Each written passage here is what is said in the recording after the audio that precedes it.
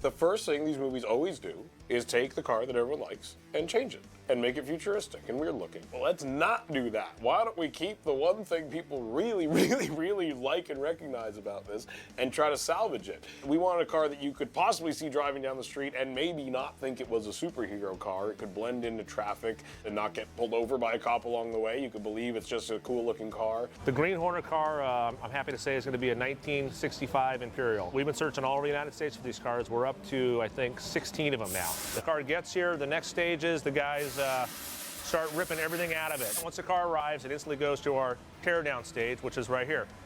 Basically, powertrain, motor, transmission, driveline, differential, electrical, everything is completely stripped of the car. We steam clean everything, paint everything, just so we have a fresh starting point. All bushings, rubber, everything in the car is replaced. We leave pretty much nothing to chance. We install a Chevrolet ZZ 454 motor, turbo 400 transmission, Moser 9-inch differential with Detroit locker, aluminum radiator, electric fans, pretty much all the good stuff for doing stunts. The cars make right about 500 horsepower, and you know, most cases do anything a stunt guy asks them to do. The picture car guys have done a lot of modifications to it from its original state. It's got all the toys that a stunt driver could ever want. It's an amazingly agile and controllable car. But because it is so long and so heavy, it weighs in at nearly 6,000 pounds, and it has this huge engine, it's very easy to overstep the mark with it. Actually, jump in, I'll take you for a ride. Okay.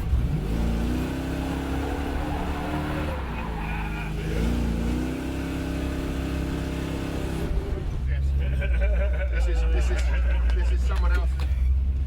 You heard.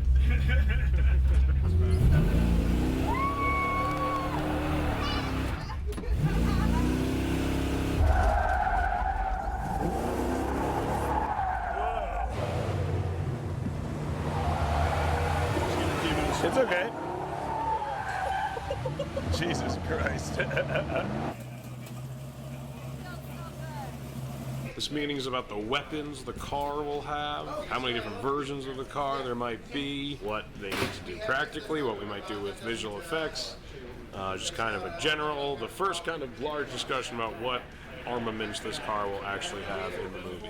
So that's a fun thing to talk about. I think the threshold is not to go into the Inspector Gadget car. Gondry had the idea of these door guns that swung out open on the sides like a butterfly wing and had machine guns in it that you could kind of shoot out to the sides. Yes. Are we okay with doing the suicide doors? So you kind of put your hand into something and makes And you the literally door go swing down. the There's door that around. great door handle that already looks Yeah. like It looks like a jet throttle almost. It's really cool. So it would be like 3 barrels on the thing here.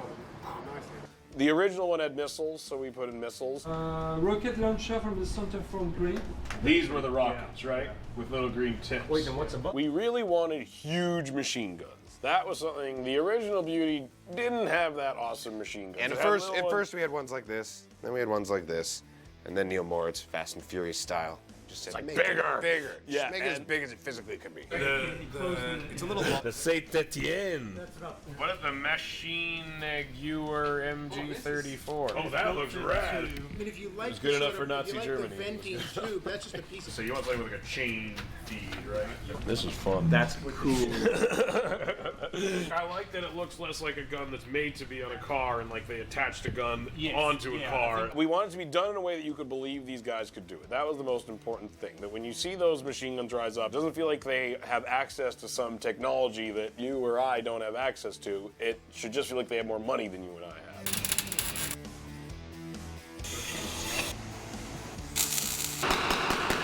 There it is. Right. Oh, it looks good. The idea that it's somewhat indestructible was something that we really liked, but at the same time kind of disposable. In these movies, like, there's so much importance put on the car. To us, it was kind of funny that you could go through a few of them. They had more than one of them. If it got destroyed, it wasn't the end of the world. We'll just get in the next one. We go through a few Black Beauties throughout the course of the movie.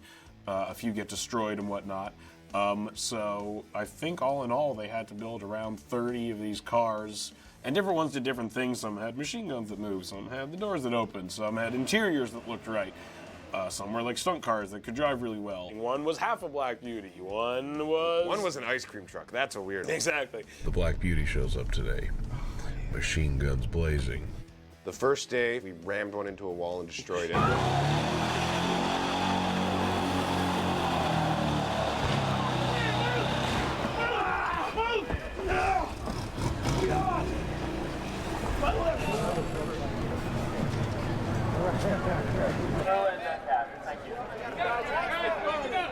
There was an issue with the accelerator, and he slammed into a wall and destroyed the car. But movies, we got a second one. Everyone's okay, thank God. This is when it gets scary to write an action comedy, because you feel really dumb if someone gets hurt for your stupid jokes.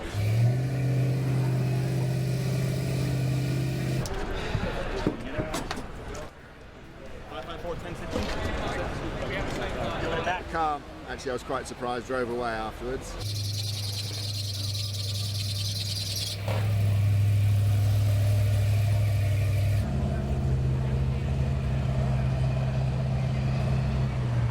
It was so funny because leading up to the movie, I was like, we don't need 30 of these things. And then after the first day, I was like, man, I hope 30 is enough. It was Gondry's idea to drive the car in the elevator. I think it was an idea to cut the backhand off of it. And then, from what I recall, me and Evan had the idea that the half car actually drives out of the elevator through the bullpen.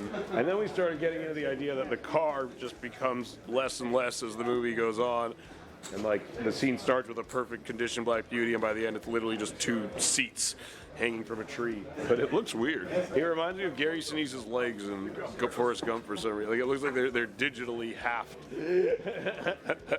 It's funny, like the car is kind of like a guy at the end of an action movie. It's like in these action movies, like in Die Hard, I always think Bruce Willis is all bloody and he's horrible, horrible shape. It's kind of how the car ends up, but it keeps on trucking, and that's what makes it the hero.